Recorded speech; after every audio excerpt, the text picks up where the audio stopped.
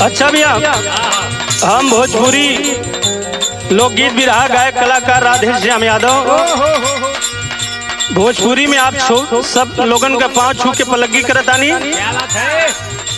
Harmonium पर साथ दे रहे हैं हमारे बड़े भैया दीपक भैया, और ढोलक पर साथ कर रहे हैं हमारे बड़े भैया अशोक भैया, और बेंजू पर हमारे बड़े भाई गुड्डू भाई, और कोरस कर रहे हैं हमारे बड़े भैया मुंशी लाल यादव, मुन्ना भैया, संतोष भैया, आशीष भैया, और बड़े भाई राजेश लाल यादव की देखरेख में, घनश्याम भैया के देखरेख में यह गीत हम भेज रहे हैं।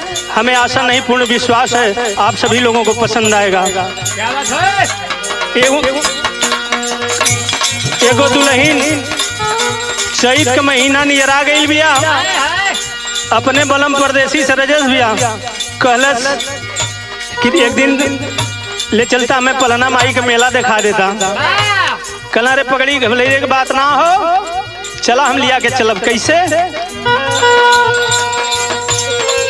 अरे चैत महीना पलना धमवा लगे मेला बड़ियार मोरे सजनवा हो।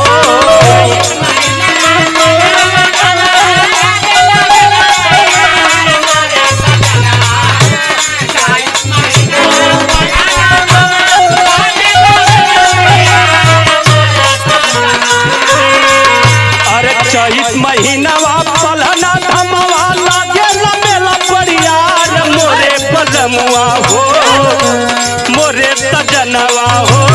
चला चली पलना माई धाम मोरे सजनवा हो।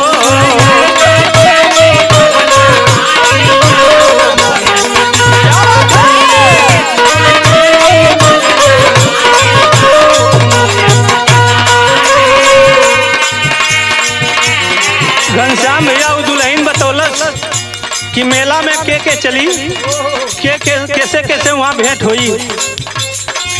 डॉक्टर कमलेंदु कमलेश के लिया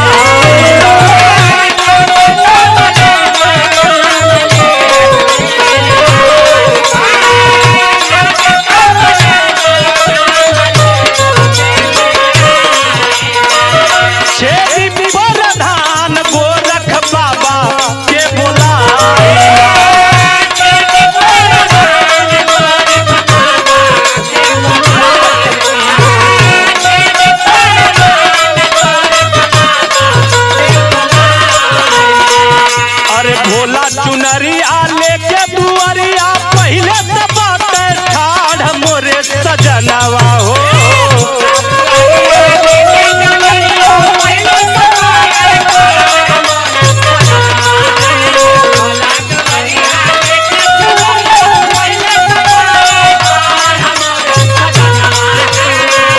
अरे भोला चुनरिया लेके दुआरिया पहले से बाटे ठाढ़ मोरे सजनवा हो। चला चली पलना माई धाम मोरे सजनवा हो।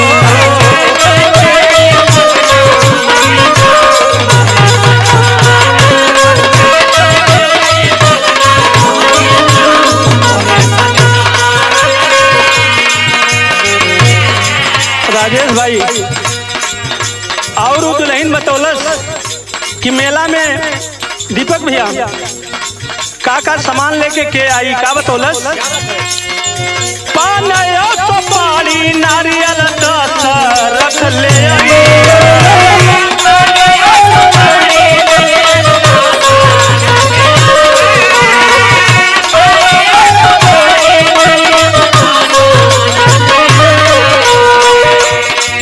विजयी प्रधान ललता सिरवा झुकई है।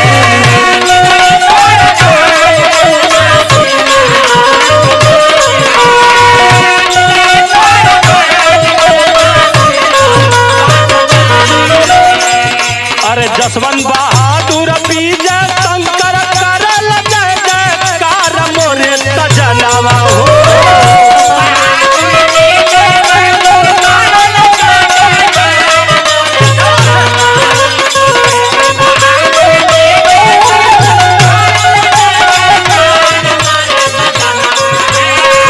अरे चला चली पलना माई धाम मोरे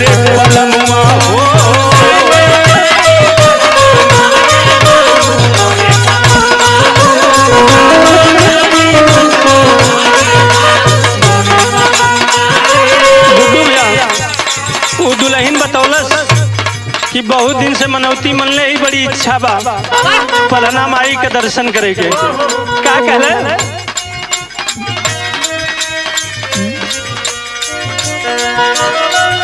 बहुत दिन से लागल बाड़ी माना वहाँ में लाला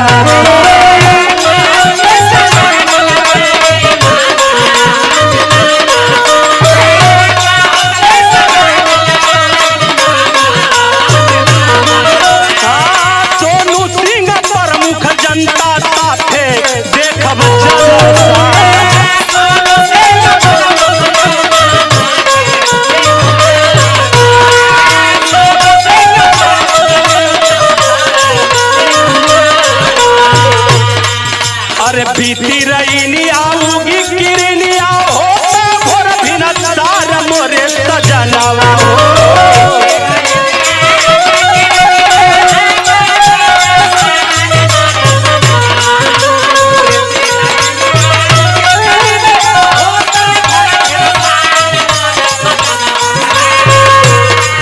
अरे चला चली पलना माई धाम बोले बलमुआ हो।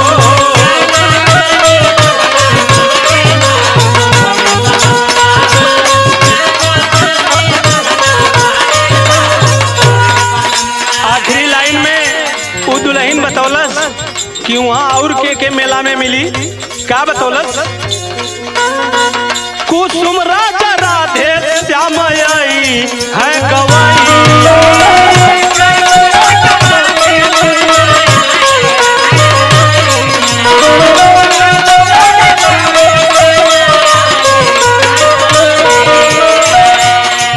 देवी माई कटी है राजा सब कर बलाई।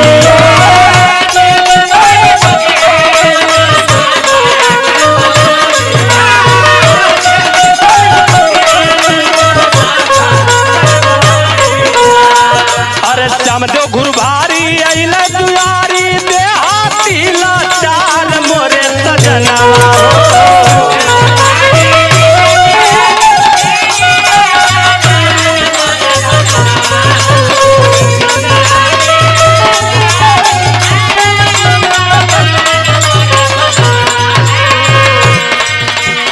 एक बार प्रेम से बोलिए पलना वाली मैया की। अरे श्यामदेव गुरुभारी अइल